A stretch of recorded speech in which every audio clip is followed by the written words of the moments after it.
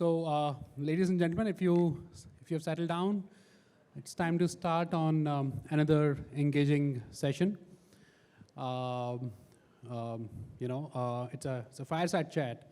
It's supposed to be an informal chit chat.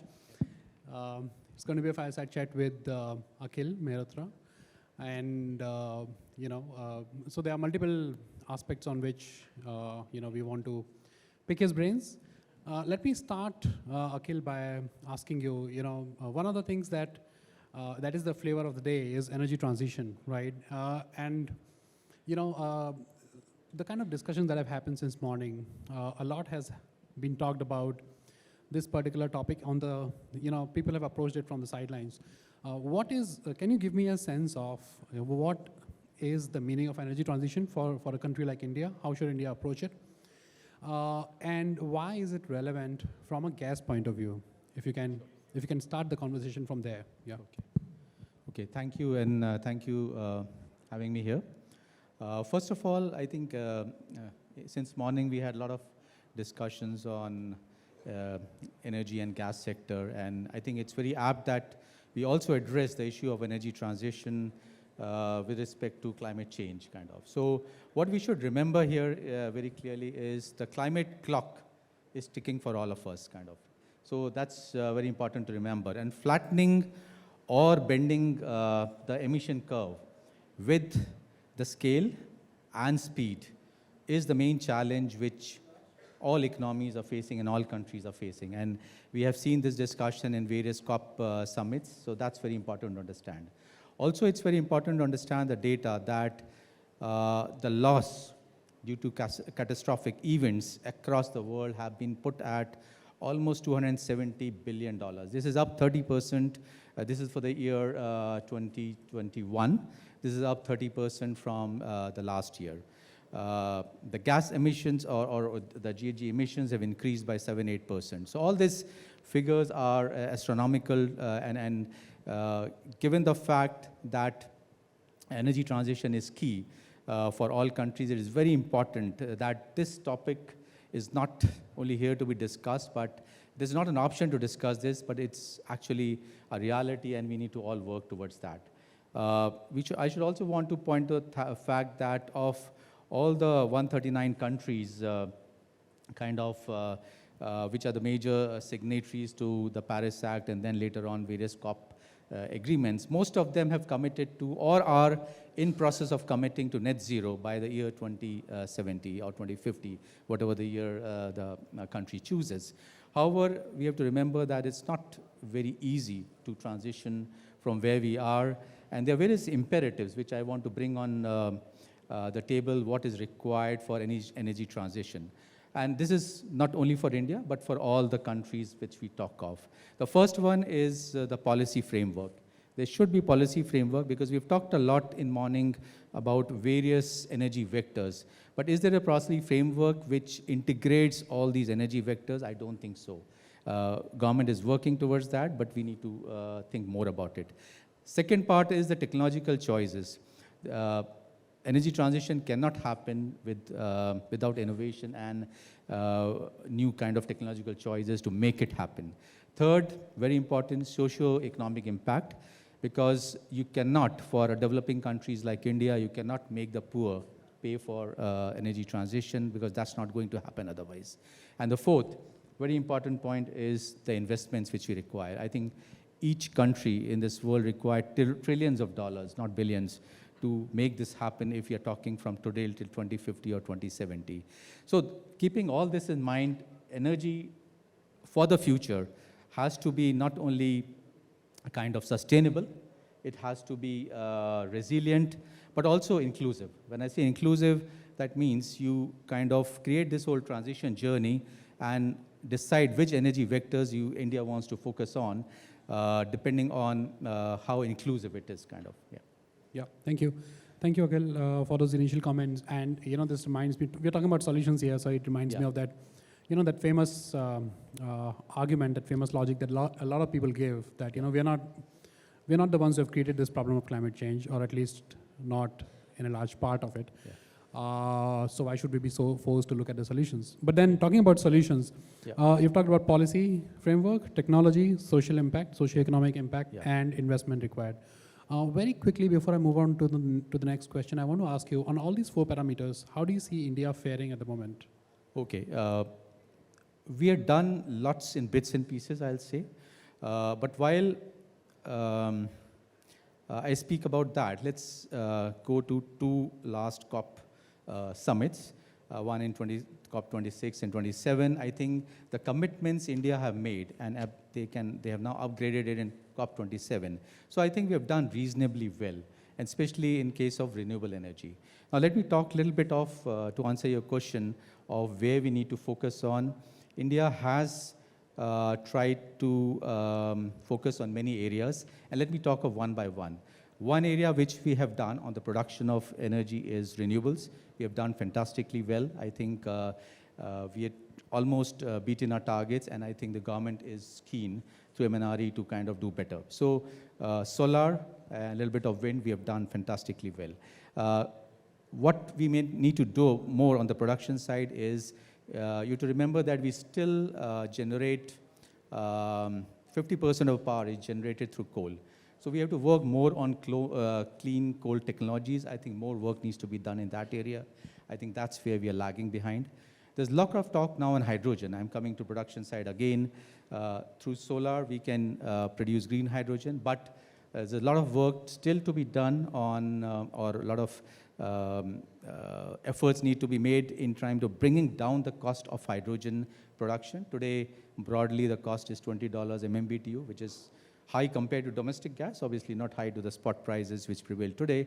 However, if we can bring down the cost of hydrogen production by bringing down the cost of electrolysis, by doing bulk scale manufacturing, then that will be another vector which will help kind of. Coming to the customer side, a lot has been done and has been talked in morning session about blending ethanol with petrol.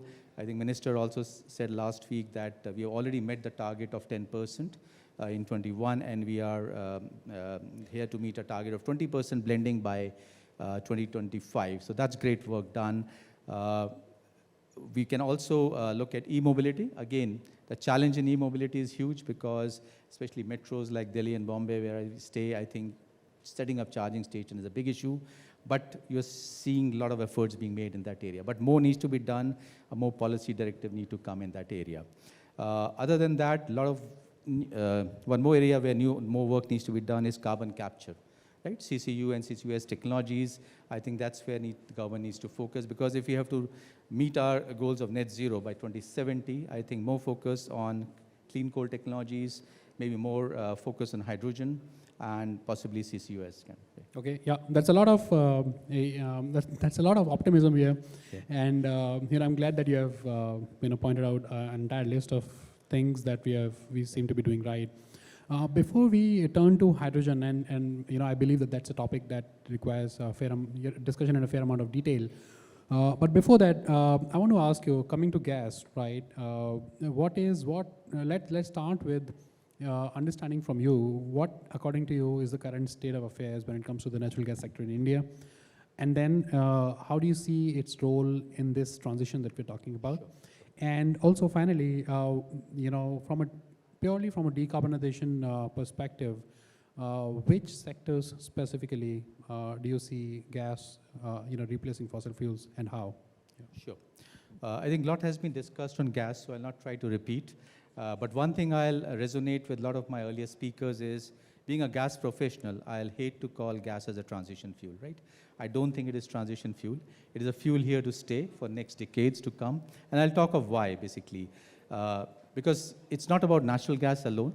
We are talking of gas which can be produced through biomethane. It can be gas which can be hydrogen also. So it's here to stay and kind of will remain. Today, if you see, the share of gas in the whole energy mix is around 6%. Now, whether that goes to 10% or 15%, its future will tell us.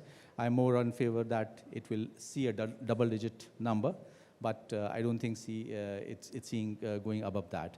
However, if you see where gas will replace, and that's your question, then what gas will going to replace. First one, obviously, what I like gas to replace is because we know a lot of effort is gone into producing power through solar.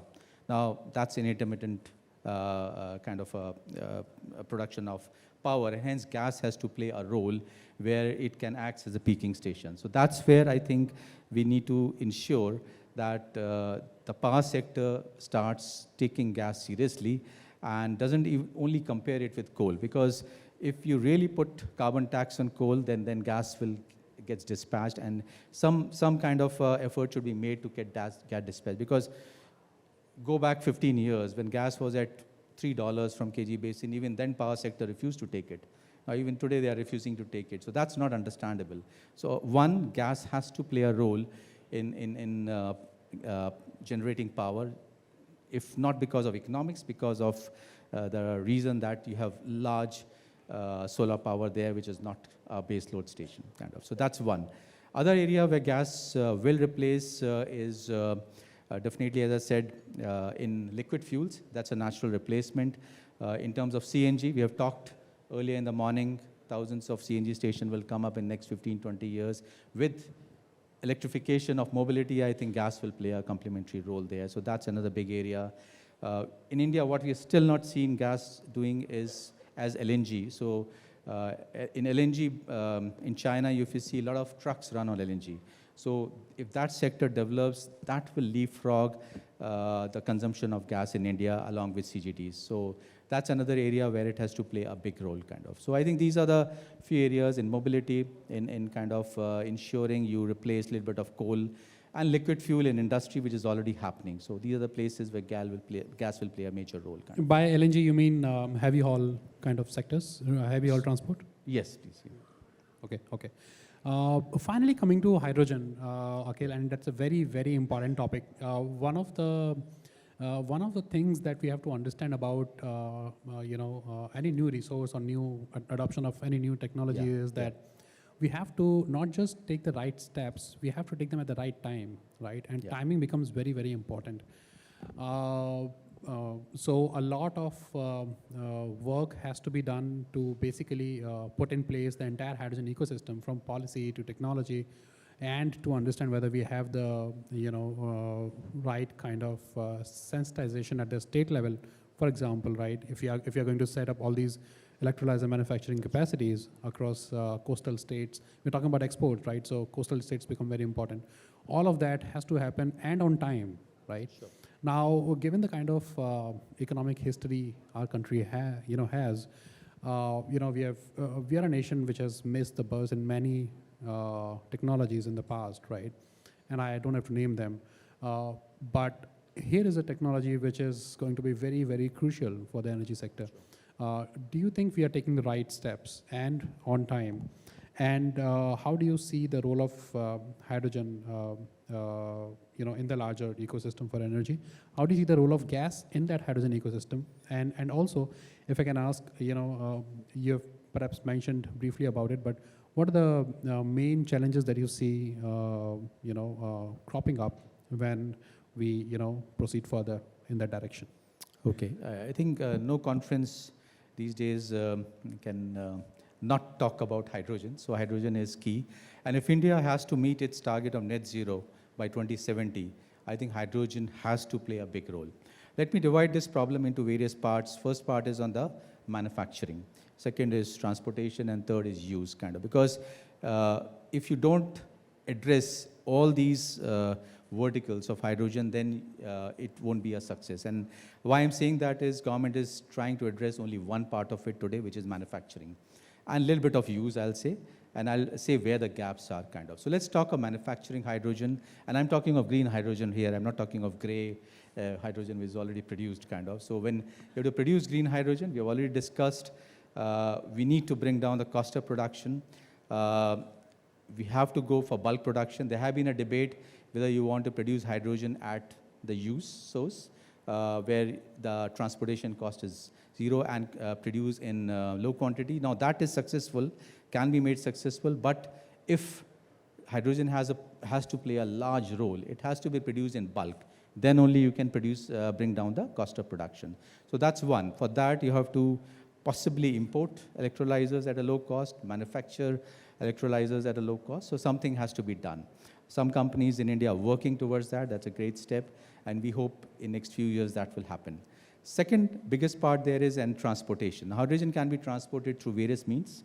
What government is talking today is through tankers. Now you can transport hydrogen through tankers in small quantity in a viable form. But if you talk of bulk transportation, which is missing from the discourse from the government of India, is transportation through pipelines. And why I'm bringing that context here is we own a natural gas pipeline.